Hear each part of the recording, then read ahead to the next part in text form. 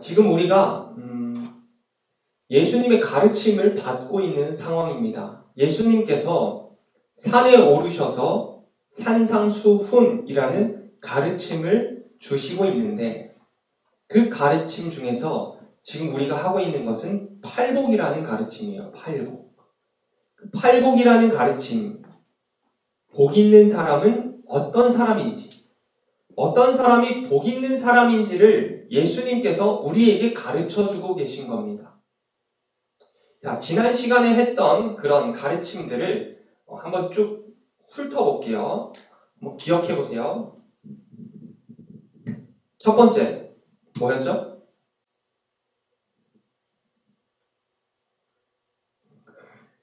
첫 번째, 심령이 가난한 자는 복이 있나니 라고 나왔어요. 그래서 마음의 가난. 자, 마음이 가난한 자는 복이 있나니. 자, 마음이 가난하다라는 것은 내가 죄인이다. 내가 의로운 것이 하나도 없다. 내 속에서 선한 것이 나올 수 없다. 라고 고백하는 사람이 마음이 가난한 자라고 했습니다. 그렇다면 나는 죄인이고 이 죄의 문제를 스스로 해결할 수 없고 나는 하나님의 도우심 없이는 살 수 없는 사람이다. 라고 마음이 가난한 사람은 교만할 수가 없는 거예요. 그래서 우리는 마음의 가난으로 교만을 제거했어요. 마음의 가난함으로 교만을 없앴습니다. 근데 마음이 가난한 사람은 복이 있나니 천국이 그들의 것이다 라고 했는데 그럼 마음이 가난한 사람, 교만을 제거한 사람은 하나님의 통치를 받게 되는데 천국이 그에게 임하게 되는데 어떻게 천국이 임하냐? 마음이 가난해서 교만을 없앴어요. 그러니까 내 스스로 문제를 해결할 수 없으니까 하나님께 구하는 거예요. 하나님, 나를 다스려 주세요. 그러니까 하나님께서 그의 마음의 가난을 보고 하나님께서 다스려 주는 거예요. 그래서 천국의 기쁨과 천국의 그 승리를 맛보는 사람들이 바로 마음이 가난한 사람이에요. 자, 이렇게 마음이 가난해서 하나님으로부터 천국을 받았는데 근데 이 천국의 삶이 얼마 지속되지 못한다는 거예요. 그게 문제라는 겁니다. 그래서 예수님께서 말씀하셨죠. 애통하는 자는 복이 있나니. 자, 애통하는 자는 복이 있습니다. 이 애통은 내가 천국을 소유하고 있었는데 어느 순간 이 천국을 잃어버린 것에 대한 애통이에요. 하나님과 친밀했는데 어느 순간 내가 형식만 남고 의무만 남은 것에 대한 애통이에요. 자, 그래서 이 애통하는 자는 형식과 의무를 제거할 수 있습니다. 내 형식만 남은 것, 내 의무만 남은 것에 대해서 애통하는 사람은 복이 있나니 그들이 위로를 받는다 했습니다. 여기서 위로는 다시 하나님이 이들을 찾아가 주시는 위로예요. 자, 이렇게 애통해서 형식과 의무를 갖고 위로를 받는데 자, 이 위로를 받은 사람은 하나님으로 이제 다시 충만하잖아요. 그렇게 하나님으로 충만한 사람은 어떤 상황이 오더라도 어떤 환경이 닥치더라도 그들은 요동하지 않습니다. 그래서 주님이 말씀하셨어요. 온유한 자는 복이 있나니. 자, 온유하다라는 것은 내 감정이 평정한 거예요. 내 삶이 균형을 유지하고 있는 거예요. 어려운 일이 닥쳤다고 해서 막 흔들리는 것이 아니고 내 삶은, 내 감정은, 나의 신앙은 여전히 중심을 유지하고 있는 것이 바로 온유라고 했습니다. 자, 이 온유. 자, 내 삶이 중심을 지키고 있는데 중심을 지킬 수 있음으로써 우리는 내 뜻대로 흘러가야 되는데 내 생각대로 인생이 흘러가야 되는데 근데 그렇게 흘러가지 않는데 중심을 지키잖아요. 그게 바로 하나님으로부터 오는 능력이에요. 하나님께서 날 사랑하신다. 그 하나님께서 선하시다. 그렇기 때문에 나의 인생에 일어나는 모든 일들은 나 좋으라고 하신 거다. 여전히 날 사랑하시고 선하신 하나님께서 내 인생에 어떤 일이 닥쳐도 나를 여전히 붙들고 계시기 때문에 마음이 평정하고 마음이 균형을 유지하면서 지킬 수 있는 거예요. 그래서 이 온유한 자들은 내 생각, 내 뜻대로 가야 되는데 그렇게 안 되니까 화를 내고 불친절하게 되고 분노하게 되는 것을 제거할 수 있어요. 마음의 평정으로서. 그래서 온유한 자들은 화를 내거나 불친절하거나 분노하는 것, 이런 것들을 제거할 수 있는 겁니다. 온유함으로.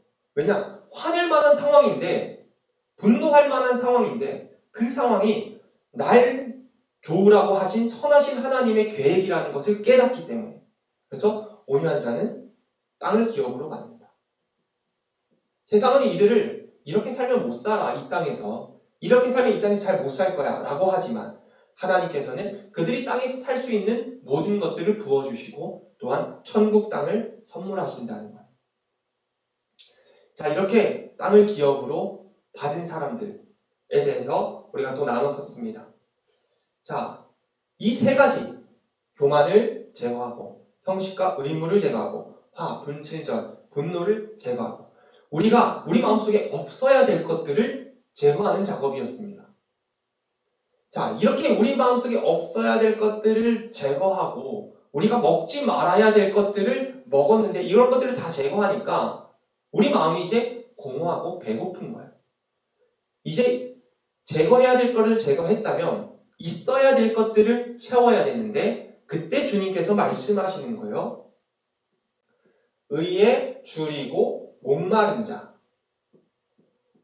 의에 줄이고 목마른 자. 나는 이미 이런 것들을 제거해서 배가 고파요. 근데 주님께서 이렇게 해서 배고픈 사람은 의에 줄이고 목마른 자 이야기를 꺼내시면서 하나님께 줄이고 예수 그리스도의 그 모습, 예수 그리스도의 그 마음에 줄인 사람들에 대해서 말씀을 해주시는 겁니다. 자, 이런 사람들은 의에 줄였다, 하나님을 아는 것에 줄였다, 예수 그리스도의 마음을 아는 것에 줄였다. 근데 이 배고픔과 굶주림, 목마름은 다른 걸로는 해결할 수 없어요. 의를 먹어야만 해결이 되는 거예요. 의에 줄이고 목말랐는데 다른 것으로 그것을 채워지지가 않는 거예요. 그래서 이런 사람들은 더 하나님을 알고자 예배뿐만 아니라 혼자 성경도 읽고 혼자 기도도 하면서 그 줄이고 목마른 의를 채우고자 노력하는 사람들.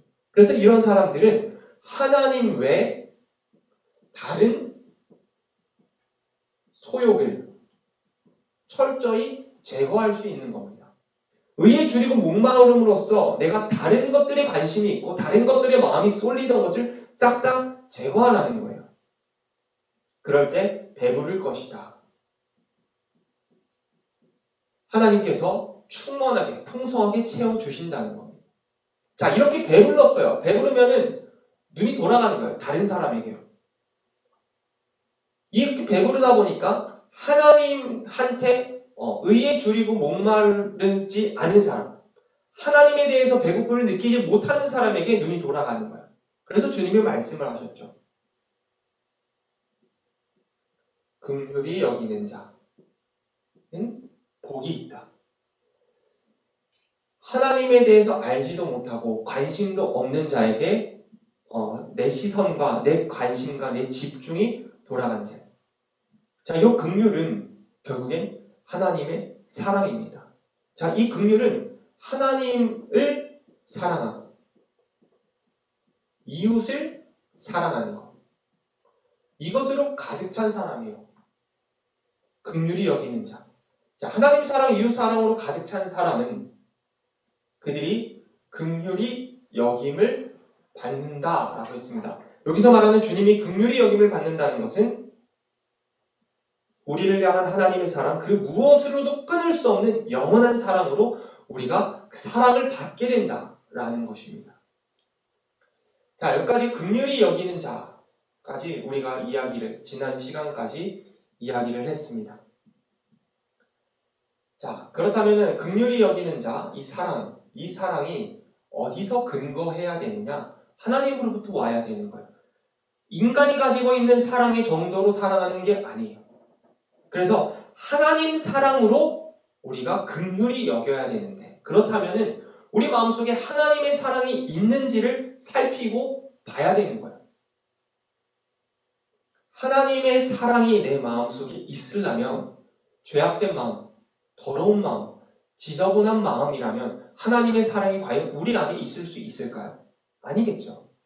그래서 하나님의 사랑이 있으려면 마음이 깨끗해야 되는 거예요. 마음이 청결해야 되는 거예요. 그래서 주님이 말씀하시는 거죠. 마음이 청결한 자, 마음이 깨끗한 자. 마음이 깨끗한 자는 복이 있다. 여기서부터 오늘 말씀입니다. 자, 마음이 깨끗한 자. 우리 사람은 외적인 깨끗함을 되게 많이 강조해요. 그렇지 않나요? 그럼 외적으로 깨끗해 보이면 그 사람은 그냥 깨끗한 거예요. 그런데 주님이 말씀하시는 것은 마음의 깨끗이요. 이 마음은 나랑 하나님밖에 모르는 거예요. 제 마음이 더럽다는 것을 여러분들은 알 수가 없어요. 하나님께서 여러분들에게 제 마음이 더러운 걸 보여주시지도 않을 겁니다. 여러분 마음이 더러운 걸 다른 사람들에게 굳이 하나님이 보여주시지 않을 거예요. 특별한 경우가 아니라면.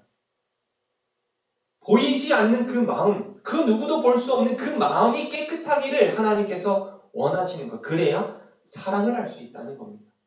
그래서 이 마음의 깨끗. 예를 들면 이런 거예요. 성경에는 간음하지 말라. 그것은 죄다라고 이야기를 하잖아요. 간음은 죄예요. 그러면 간음만 안 하면 죄인이 아닌 거예요. 근데 예수님께서 말씀하셨죠. 간음하는 것이 죄다라고 말하나 나는 너희들에게 다른 말을 줄 텐데 여인을 보고 남자를 보고 음욕을 품는 자마다 다 간음한 자다. 그 사람도 죄다라고 말씀하셔요. 음욕을 품는 건 아무도 볼 수 없어요. 주님의 관심은 마음에 있다는 겁니다. 세상은 도덕적으로, 윤리적으로, 법적으로, 행위적으로 정결하면 정결하다라고 말해줘요. 그렇지만 주님은 그 마음이 진짜 정결한가? 그 마음이 깨끗한가? 마음이 청소되어 있는가? 라고 말씀하신다는 겁니다. 그럼 이 마음이 깨끗한 자는 어떤 사람일까요? 이런 사람이 마음이 깨끗한 자예요. 이런 사람. 마음이 가난해서 교만함이 없는 사람. 애통하는 마음으로 형식과 의무를 제한 사람. 온유함으로써 화, 분신전, 분노 이런 것들을 다 없앤 사람. 하나님 외 다른 소욕들을 마음에 두고 있지 않는 사람. 하나님을 사랑하고 이웃을 사랑하는 사람. 이런 자들이 마음이 깨끗한 자다라고 말씀하는 겁니다.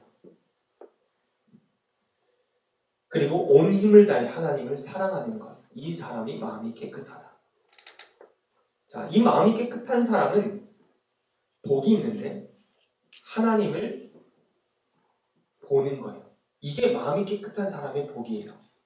하나님을 보는 복이 있는데 근데 어디서 하나님을 보냐? 첫째로 만물에서 하나님을 봅니다. 내가 보는 모든 것에서 하나님을 보는 거예요. 이 세상을 창조하신 하나님. 그렇기 때문에 창조자의 그 숨결과 그 마음이 깃들어 있는 모든 것에서 하나님을 보는 것이 바로 마음이 깨끗한 자가 누리는 복이라는 겁니다. 또한 내 삶에서 하나님을 봅니다. 내 삶 가운데서 하나님을 보는 것. 근데 내 삶이 좋은 삶만 있나요? 내 삶이 행복한 삶만 있나요? 그건 아니잖아요. 어렵고 눈물 나고 힘든 삶도 있는데 그럼에도 불구하고 모든 삶 속에서 하나님을 보는 거예요. 한 가지 예를 들면 아는 목사님의 아내 사모님이 암이 걸리셨어요. 자녀가 4명인데 젊어요. 자녀들은 다 초등학생. 암이 걸리셨어요. 이 사모님이 수술실로 들어가면서 남편 목사님에게 하셨던 말씀이 여보, 그래도 나는 쉬운 암을 걸렸는데 이 쉬운 암을 걸림으로써 우리가 암 환자들의 마음을 조금이라도 이해할 수 있는 것이 하나님의 은혜예요. 라고 수술실에 들어갔죠. 남편 목사님 밖에서 엄청 펑펑 울면서 그게 바로 삶에서 하나님을 보는 거예요. 암을 통해서 하나님을 보신 거예요. 이런 경험이 있지 않습니까? 내 삶 가운데서 하나님을 보게 되는 거예요. 언제? 마음이 깨끗할 때. 또한 은혜의 수단. 요한 웨슬리 목사님은 은혜의 수단, 은총의 수단이라는 걸 많이 쓰는데 그게 뭐냐? 먼저는 세례, 먼저는 성만찬, 그리고 예배, 기도, 찬양, 나눔 이런 은혜의 수단을 통해서 하나님을 본다는 겁니다. 당연해 보이지만 은혜의 수단을 지나고 있는데 하나님을 못 보는 경우가 많아요. 하나님이 내 옆에 계신데 내 옆에 계신 줄 모르고 지나치는 경우가 너무 많아요. 근데 만물을 통해서 내 삶을 통해서 은혜의 수단을 통해서 마음이 깨끗한 자들은 하나님을 볼 수 있다는 거예요. 얼마나 좋을까요? 얼마나 삶이 재미있을까요? 이런 자들은 메시지 성경에서는 이렇게 이야기합니다. 내면 세계, 마음과 생각이 올바른 자는 복이 있다. 그래야 바깥 세상에서 하나님을 볼 수 있다. 하나님을 볼 수 있는 기준은 내 내면이 깨끗한가? 내 내면이 깨끗하면 내 내면 밖의 세상, 그러니까 우리가 살아가는 모든 세상에서 하나님을 볼 수 있다라는 것입니다. 저는 여러분들이 청년일 때 마음이 깨끗했으면 좋겠어요. 마음이 청결했으면 좋겠어요. 여러분 마음이 죄악들로부터 가득한 게 아니라 청소되어 있었으면 좋겠어요. 그래서 하나님을 계속 보면서 여러분의 청년일 때를 보냈으면 좋겠어요. 자, 이렇게 마음이 깨끗한 상태까지 왔습니다. 자, 이렇게 전체를 보면, 지금까지 나왔던 삶의 전체를 보면 이것이 이런 사람 얼마나 거룩한 상태입니까? 사실 우리가 봤을 때 너무나도 거룩한 상태예요. 교만도 없죠, 형식과 의무도 없죠, 불신정도 친절하죠, 하나님 외에 다른 것 없죠, 하나님 사랑하죠, 마음도 깨끗하죠. 얼마나 거룩해요. 이 내적인 거룩한 상태, 하나님이 원하시는 상태가 바로 이 상태입니다. 지금까지는 내면의 거룩함, 내면의 거룩함을 주님께서 말씀하신 이거 다 내면이잖아요. 내 마음속이잖아요.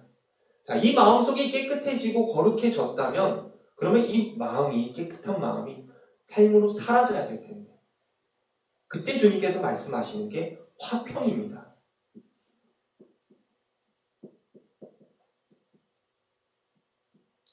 화평케 하는 자는 복이 있나니 라고 주님께서 말씀하시는 거예요.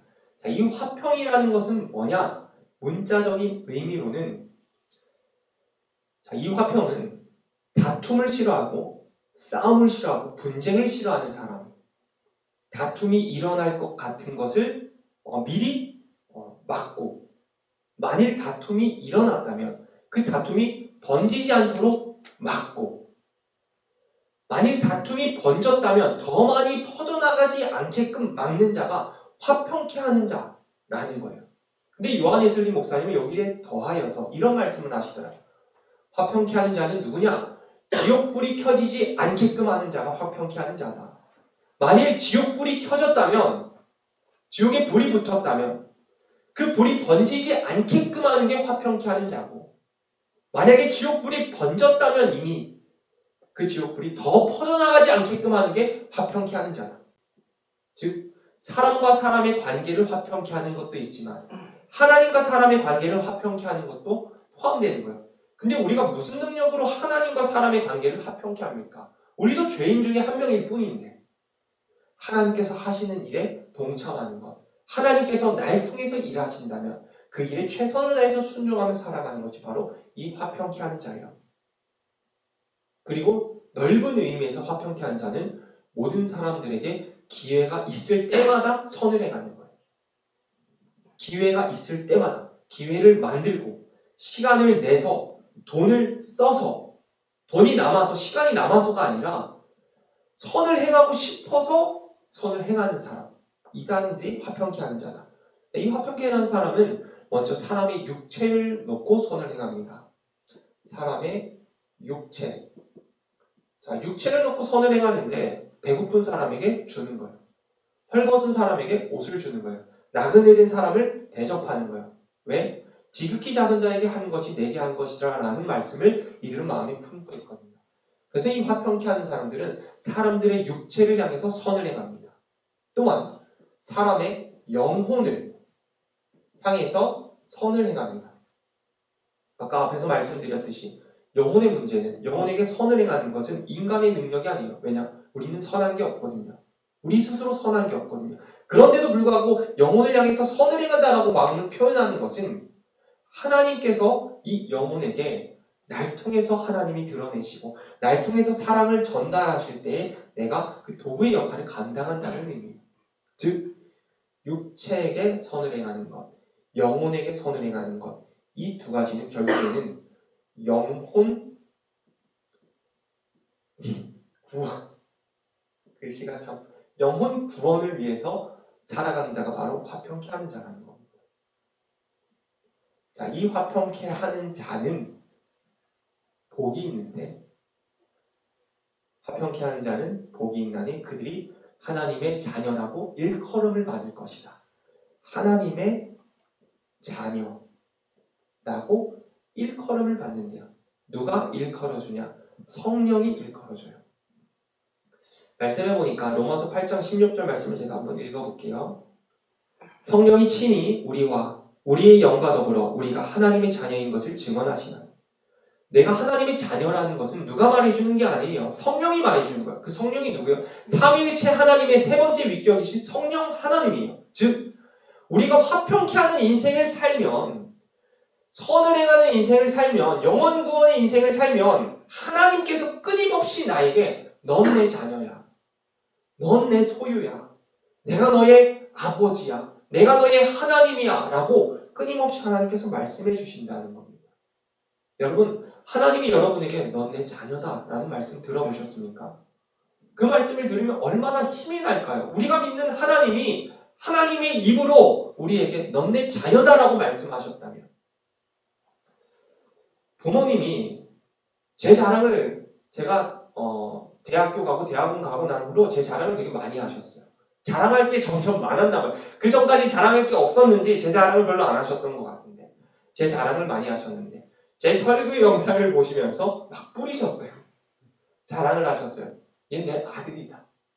마찬가지로 하나님께서 세상 사람들에게, 많은 그리스도인들에게 얘 내 아들이다, 얘 내 딸이다 라고 계속 증언하신다는 겁니다. 얼마나 위로가 되고 힘이 될까요?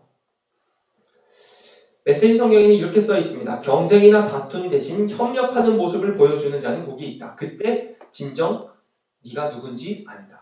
경쟁이나 다툼 없이 협력하는 자, 그들은 복이 있는데 그때 네가 누군지 안다. 네가 누구냐? 하나님의 자녀다. 자, 그러면 요까지 해서 내적인 정결, 내적인 거룩함, 내면이 깨끗해졌고 내면이 깨끗해진 상태에서 선을 행하면서 살아간다. 그러면은 이 사람은 세상에 나아갔을 때 존경받지 않을까요? 칭찬받지 않을까요? 박수받지 않을까요? 와, 사람이 교만함이 없어요. 그럼 다른 사람들이 다르게 본다니까요. 형식도 없고 의무도 없어요. 불친절하지도 않아요. 엄청 친절해요. 하나님이 다른 것 없어요. 사랑으로 가득해요. 근데 사랑을 또 행해요. 그러니까 세상 사람들이 봤을 때 박수받을 만하고 존경받을 만하고 칭찬받을 만해요. 근데 주님께서 그 다음 말씀을 이렇게 말씀하셔요. 의를 위하여 박해를 받는 자, 그들은 복이 있다. 의를 위해서 박해를 받는다. 주님은 알고 계셨던 거예요. 이런 사람이라 할지라도 세상에 나아갔을 때 그들은 박해를 받는다 라고 주님은 알고 계셨던 거예요. 그래서 오늘 마지막 말씀을 하시는 거예요. 의를 위해서 박해를 받는 자는 복이 있다. 박해를 받는 자가 누굽니까? 요 사람. 얘들이 박해를 받는 거예요. 얘들이 교만 없는데도 박해를 받는 거예요. 형식과 의무가 없는데도 박해를 받는 거예요. 친절한데도 박해를 받고 하나님 외에 다른 것들을 추구하지도 않는데 그들이 박해를 받고, 사랑을 하는데 선을 행하는데도 박해를 받는데요.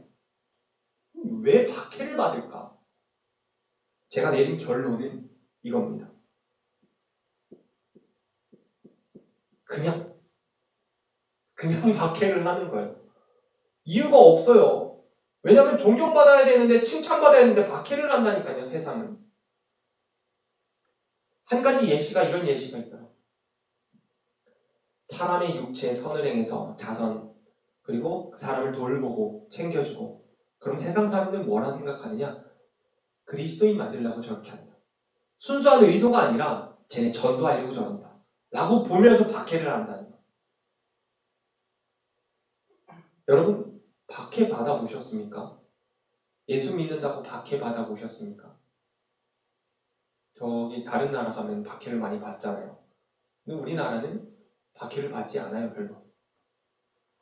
우리가 신앙생활하면서 예수 믿는다고 박해를 안 받더라고요. 저도 안 받아요. 왜 안 받나 생각하니까 시대가 그래서 아니더라고요. 우리가 왜 박해를 지금 안 받고 있나? 세상으로 나가야 박해를 받죠. 세상이 이런 사람들을 박해한다는데. 그럼 세상으로 나가면 세상이 우리를 박해할 거 아니에요. 근데 우리가 세상으로 나가지 않으니까 아무런 박해가 없고 평안한 거예요. 생각해보니까 그렇더라고요. 예수 이름 붙들고 세상으로 나가보시길 바랍니다. 그러면 수많은 박해가 아마 있을 거예요. 한창 교회에서 카트 전도한다고 매일 2시간씩 밖에 나가서 전도했을 때 박해가 있더라고요. 사람들이 손가락질을 하더라고요. 욕하는 사람도 있더라고요. 물론 다 그런 건 아니지만 박해가 있더라고요. 예수님 때문에 나갔는데 그 사람들은 그냥 박해합니다. 왜냐? 어둠은 빛을 싫어해요. 악은 선을 싫어해요. 세상은 진리를 싫어해요. 그래서 그냥 박해하는 거예요. 그게 이 세상의 구조, 이치입니다. 우리가 거룩해지고 예수로 가득해지고 예수님의 사람이 되어서 세상에 나가면 세상은 당연히 그 사람을 싫어하는 거예요. 왜냐? 또 말씀을 하다 보면요. 요한복음 15장 18절 말씀 제가 읽어볼게요. 예수님께서 이런 말씀을 하셨습니다. 세상이 너희를 미워하면 너희보다 먼저 나를 미워한 줄 알라. 예수님도 미워했는데 세상이. 근데 예수님의 제자라고 안 미워할까요? 예수님도 미워했는데. 그러니까 사람들이 그냥 박해하는 겁니다. 의를 위해서 박해를 받는 자는 복이 있다. 그러면서 하시는 이야기가 천국이 그들의 것입니다. 또 천국이 나와요.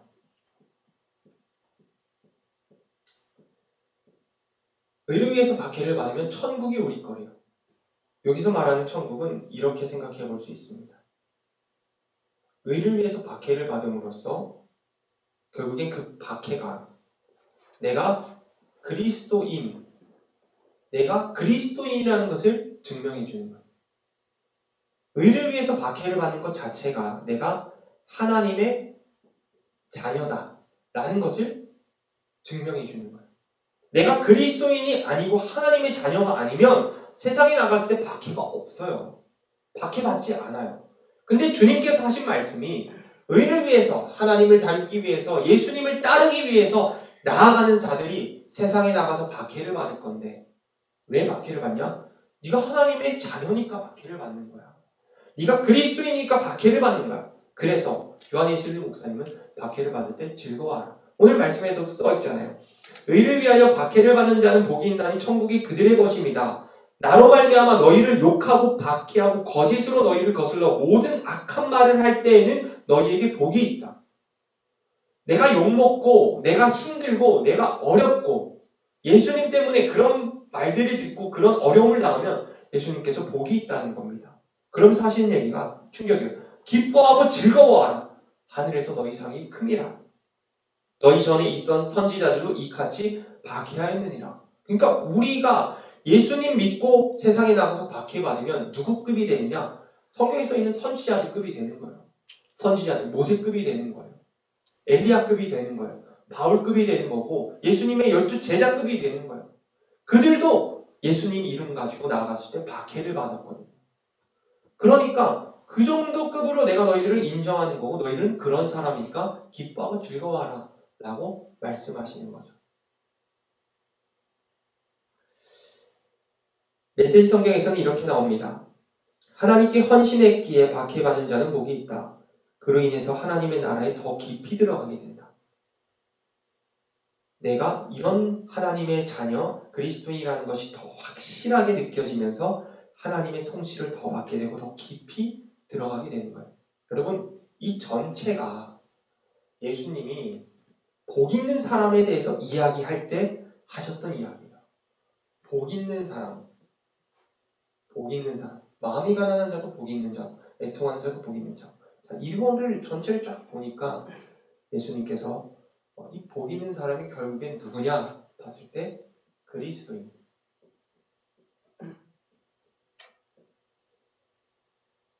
이게 그리스도인의 모습이라는 거예요.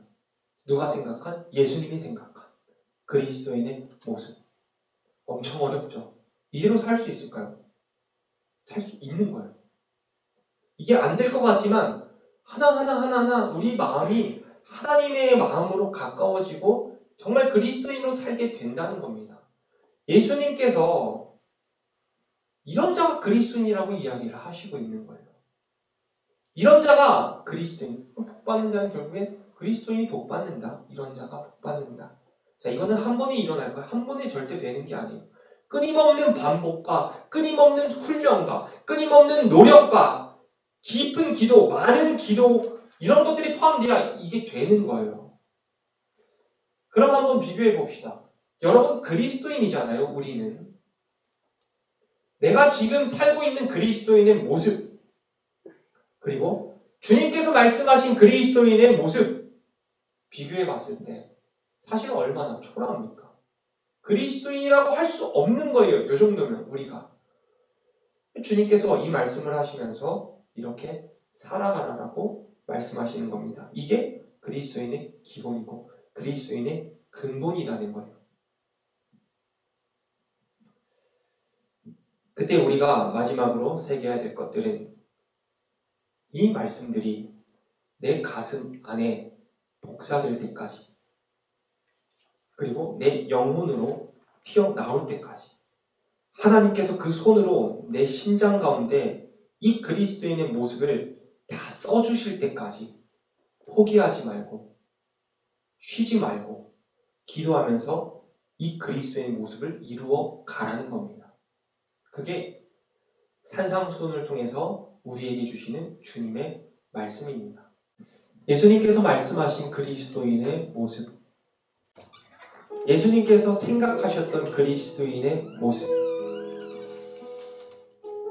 내가 그리스도인이라고 말하지만 주님께서 생각하셨던, 주님께서 말씀하셨던 그 그리스도의 모습과 내 모습은 좀 많이 달라요. 그렇다면 이제부터라도 우리가 주님이 말씀하신 그 그리스도의 모습을 닮아가야 되는 겁니다. 닮아가기 위해서 노력해야 되는 겁니다. 절대로 그리스도인은 쉽게 되는 게 아니에요. 예수를 믿는 사람은 사실은 교만함이 없어져야 되는 거예요.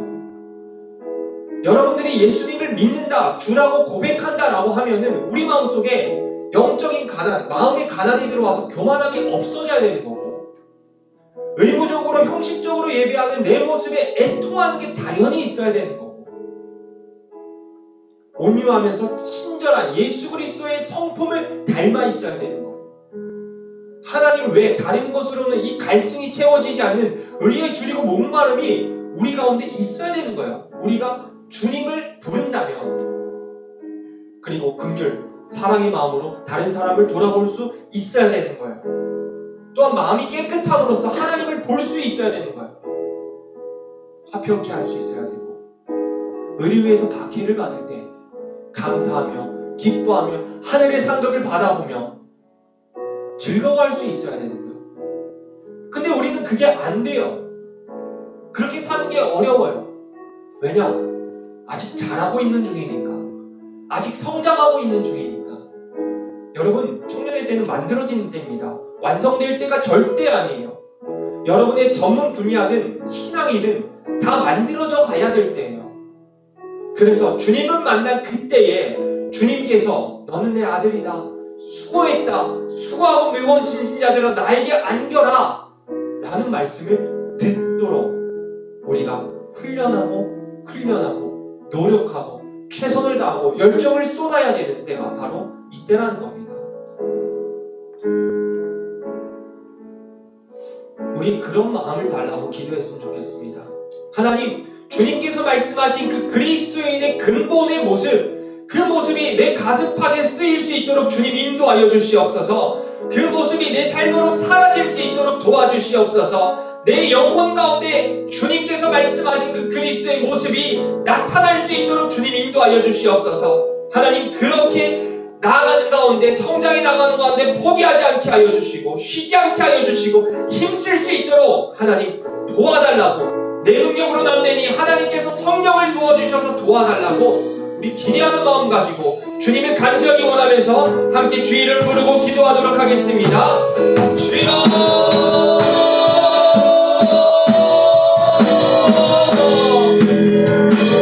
살아계신 하나님 아버지 감사드립니다. 하나님 아버지, 내가 그리스도인이라고 살아갔는데, 주님을 믿는 자라고 살아갔는데, 하나님 묵상하기 위해서 주님을 전하는 자로 살아가는데, 주님께서 산 위에서 하신 그 말씀이 그리스도인의 근본을 보여주고 그리스도인의 정신을 보여주는데, 하나님 내가 한참 못 미치는 모습을 봅니다.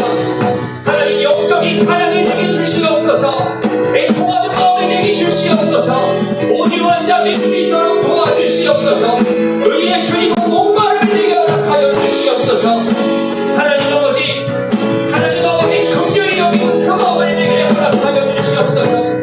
반벽히 하는 영혼들을 반벽히 하는 자게 하여 주시고, 내 마음을 거룩하고 깨끗하게 해서 주님을 보게 하여 주시고, 의를 위해서 박해를 받을 때마다, 힘들 때마다 내가 하나님의 자녀가 아니구나, 내가 하나님의 사람가 아니구나라고 기뻐하고 즐거워하는 내가 될 수 있도록 주님 인도하여 주시옵소서. 세상은 우리를 박해하겠지만, 세상은 우리를 없이 여기겠지만, 세상은 우리를 별 볼일 없는 사람으로 취급하겠지만, 하나님께서는 우리를 자녀라 불러주시고 사랑하는 아들이라고 사랑하는 딸이라고 불러주시다고 말씀하셨사오니, 하나님 우리가 하늘 산을 바라보며 나아갑니다. 하나님 우리 마음속에 이 모든 그리스도인의 모습을 행할 수 있는 마음 주시옵소서. 주님의 그 손으로 우리 가슴팍에 새겨주시옵소서. 지워지지 않도록 새겨주시옵소서. 하나님 아버지 쉬지 말고 힘쓰게 하여 주시옵소서. 그리스도인으로서 장성한 분량에 이르기까지, 완전히 이르기까지 쉬지 않고 나아가는 우리 청년들 될 수 있도록 인도하여 주시옵소서. 내 힘으로 안 되니 주께서 도와주시옵소서. 하나님 아버지, 내 힘으로는 안 됩니다. 내 힘으로는 할 수 없습니다. 조금 더 앞으로 나갈 수 없는 게 나의 현실입니다. 그러니 하나님 도와주시옵소서. 주께서 말씀하신 그리스도인의 정수, 그리스도인의 근본의 모습, 그 모습이 내 모습 될 수 있도록 주님 도와주시옵소서. 하나님 아버지, 한순간에 되진 않겠지만 이 청년의 때에 그 모습을 만들어가는 데 힘쓰겠습니다.